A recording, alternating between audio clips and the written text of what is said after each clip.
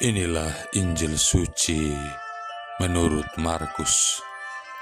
Sekali peristiwa, Herodes menyuruh orang menangkap Yohanes dan membelenggunya di dalam penjara berhubung dengan peristiwa Herodias, yakni karena Herodes telah memperistri Herodias, istri Filipus saudaranya. Yohanes pernah menegur Herodes, "Tidak halal engkau mengambil istri saudaramu." Karena kata-kata itu Herodias menaruh dendam kepada Yohanes dan bermaksud membunuh dia, tetapi tidak dapat sebab Herodes segan terhadap Yohanes, karena ia tahu bahwa Yohanes adalah orang yang benar dan suci, jadi ia melindunginya.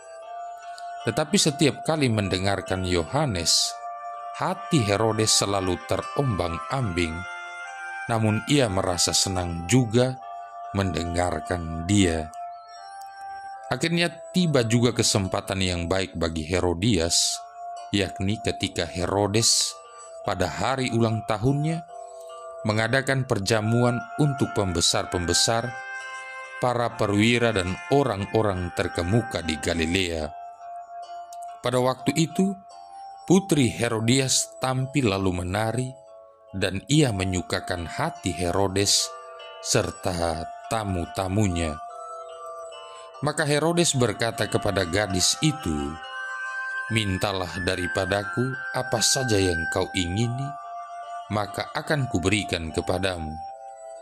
Lalu Herodes bersumpah kepadanya, "Apa saja yang kau minta akan kuberikan kepadamu, sekalipun itu setengah dari kerajaanku." Anak itu pergi dan menanyakan kepada ibunya, "Apa yang harus kuminta?" Jawab ibunya, "Kepala Yohanes Pembaptis." Maka cepat-cepat ia pergi kepada raja dan meminta, "Aku mau supaya sekarang juga engkau memberikan kepadaku kepala Yohanes Pembaptis dalam sebuah talam." Maka sangat sedihlah hati raja, tetapi karena sumpahnya dan karena tamu-tamunya, ia tidak mau menolaknya. Raja segera menyuruh seorang pengawal dengan perintah supaya mengambil kepala Yohanes. Orang itu pergi dan memenggal kepala Yohanes di penjara. Ia membawa kepala itu di sebuah talam dan memberikannya kepada gadis itu, dan gadis itu memberikannya pula kepada ibunya. Ketika murid-murid Yohanes mendengar hal itu, mereka datang dan mengambil mayatnya, lalu membaringkannya dalam kubur. Demikianlah sabda Tuhan. Saudara-saudari yang terkasih, di zaman sekarang ini, jika tidak jeli mengamati perilaku orang, kita bisa dirugikan. Karena itu, tuntutan hidup cerdas, cerdik, serta cermat mutlak dimiliki oleh setiap orang yang berkeinginan untuk hidup lebih maju. Mengapa hal ini disampaikan?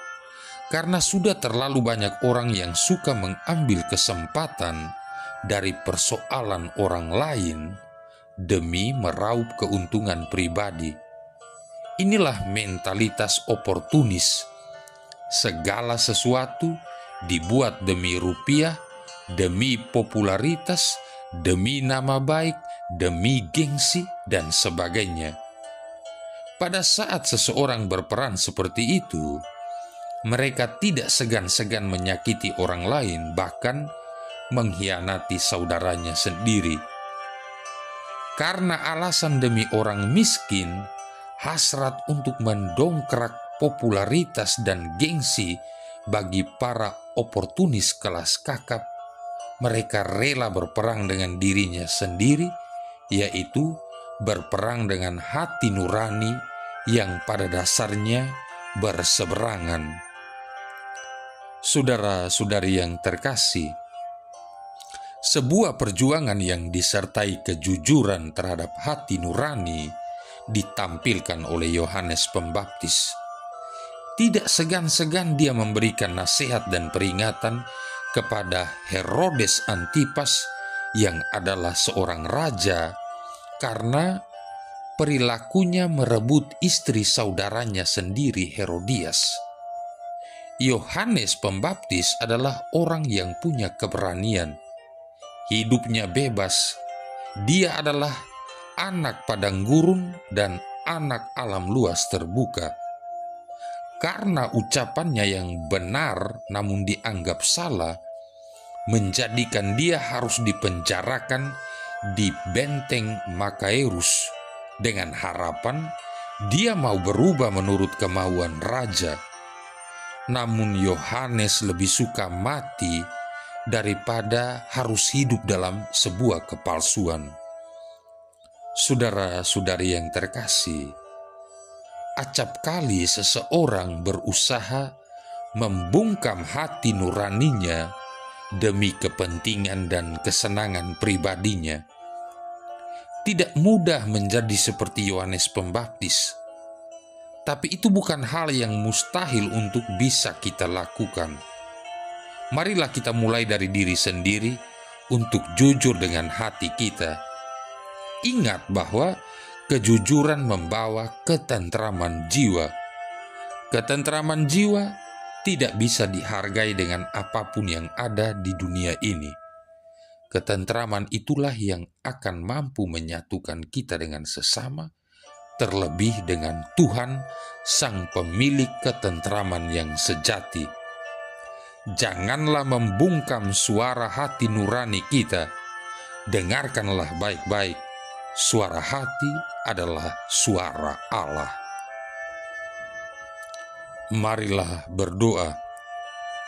Allah Bapa sumber kekuatan para kudus, Santo Yohanes Pembaptis telah Kau jadikan perintis bagi kelahiran, karya, dan kematian putramu terkasih. Semoga kami pun dengan gigih dan tekun berjuang untuk memberi kesaksian tentang ajaran-Mu. Dengan pengantaran Yesus Kristus, Putramu Tuhan kami, yang bersama dengan Dikau dan Roh Kudus hidup dan berkuasa, satu Allah sepanjang segala masa. Tuhan memberkati kita sekalian, Bapa, Putra, dan Roh Kudus.